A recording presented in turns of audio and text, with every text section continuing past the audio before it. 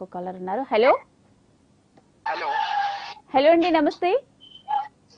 నమస్తే మేడం. నమస్తే సార్, మీ పేరు ఎక్కడి నుంచి కాల్ చేస్తున్నారు? హలో హలో సార్, మీ పేరు ఎక్కడి నుంచి కాల్ చేస్తున్నారు? అనిల్, వనస్థలిపురం నుంచి కాల్ చేస్తున్నాను. చెప్పండి అనిల్ గారు, వనస్థలిపురం నుంచి. సో మాట్లాడండి సార్, మనతో పాటు లైవ్ లో రాజు గారు ఉన్నారు, arithmetic faculty. Hi sir, good evening. Hi, good evening Anil, చెప్పండి సార్. నేను ఇంతకుముందు ఎస్ఐ కానిస్టేబుల్ రాశాను సార్. రాసారా? మెయిన్స్ వచ్చేసరికి ఎక్కడో మ్యాథ్స్ వల్ల ప్రాబ్లం అయ్యి జాబ్ అవుతుంది ఇప్పటికీ 2 times. ఎలా క్రాక్ చేయాలి ఎగ్జామ్స్ అనేది కొంచెం చెప్తారా సార్? సరే, ఓకే. మీరు నాన్ మ్యాథ్సా డిగ్రీలో? నాన్ మ్యాథ్సా.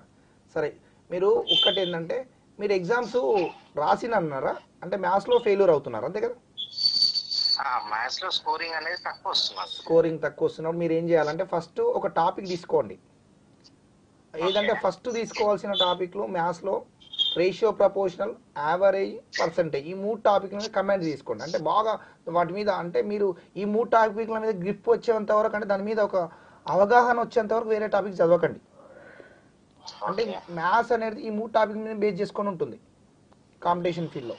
ఈ 3 టాపిక్స్ బాగా పర్ఫెక్ట్ అయిన తర్వాత మిగతా టాపిక్ చూడండి, 1కి 2 సార్లు చూడండి. మీరు రెగ్యులర్గా మీరు ప్రిపేర్ అయ్యేటప్పుడు డైలీ ఒక 2 hours ఎస్ఐకి ప్రిపేర్ అవుతున్నాంటే డైలీ ఒక 2 hours మ్యాథ్స్ చేయాలి ఖచ్చితంగా.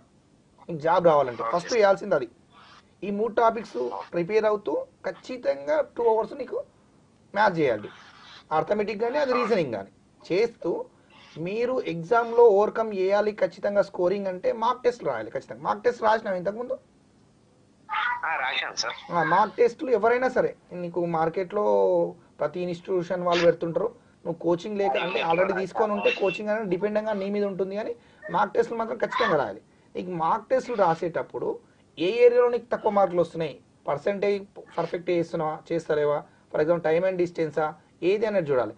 ఇంకొకటి ఏంటంటే ఇక్కడ ఎస్ఐకి ప్రిపేర్ అయ్యేటప్పుడు మేజర్ టాపిక్స్ ఏంటంటే time and distance, time and work, percentage, simple interest, compound interest, number system. ఇక్కడ ఎక్కువ మార్కులు అడుగుతున్నాడు, వాటి మీద ఫోకస్ పెట్టండి ఓకేనా. ఇంపార్టెంట్ టాపిక్స్ వచ్చేసి యావరేజ్ ఒకటి, పర్సెంటేజ్ ఒకటి.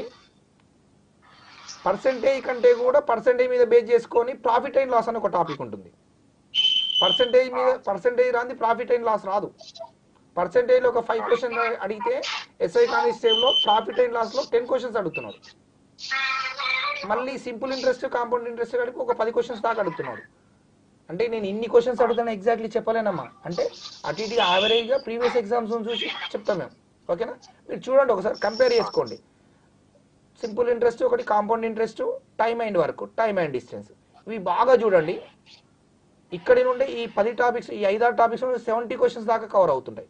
మీరు ఇంతకుముందు 2 సార్లు ఎగ్జామ్, ఒకసారి 2 సార్లు రాసిరు ఎస్ఐ కానిస్టేబుల్ అంటే 2 కలిసి 2 రాసిరు కదా? Hello, 2 times రాసిరా? 2 times రాసిరు. మీరు మ్యాథ్స్లో ఫెయిల్యూర్ అవుతున్నారంటే మార్క్ ఎగ్జామ్స్ బాగా రాయండి, మ్యాథ్స్ మీద ఫోకస్ పెట్టండి. మీరు ఒక ఆర్డర్లో ఖచ్చితంగా నీ లైఫ్లో జనరల్ స్టడీస్ కంటే ముందు ఫస్ట్ మ్యాథ్స్ చేయండి 2 సార్లు. అంటే జనరల్ స్టడీస్ వదిలేయమని కదా నా ఉద్దేశం. మీరు ఎలాగూ మ్యాథ్స్లో ఫెయిల్యూర్ అన్నారు కాబట్టి ఖచ్చితంగా రెగ్యులర్ లేవగానే మ్యాథ్స్ చేయండి ఓకేనా. ప్లస్ రీజనింగ్ మీద ఎక్కువ బేసిస్ లో మనము ఒక 8 hours చదవడానికి కేటాయిస్తే అందులో 3 hours మనం మ్యాథమెటిక్స్ కి ఖచ్చితంగా.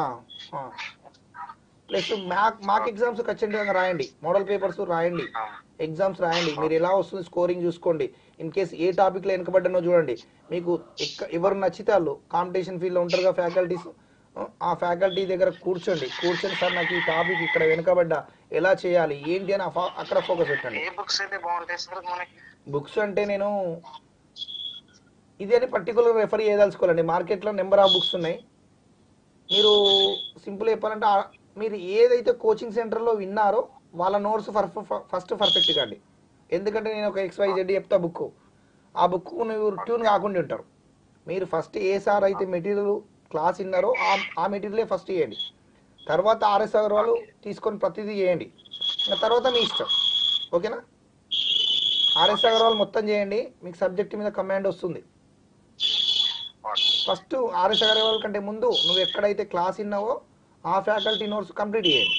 చేసిన తర్వాత RS అగర్వాల్ చేయండి. Thank you sir. Okay okay అండి. థ్యాంక్ యూ అండి, thank you for calling. Sir మరి ఈ మధ్య